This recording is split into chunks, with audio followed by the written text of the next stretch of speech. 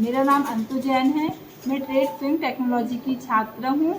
आज आपको आरती ठाकुर सिखाएंगी कि सेमी सर्कल कैसे बनाया जाता है।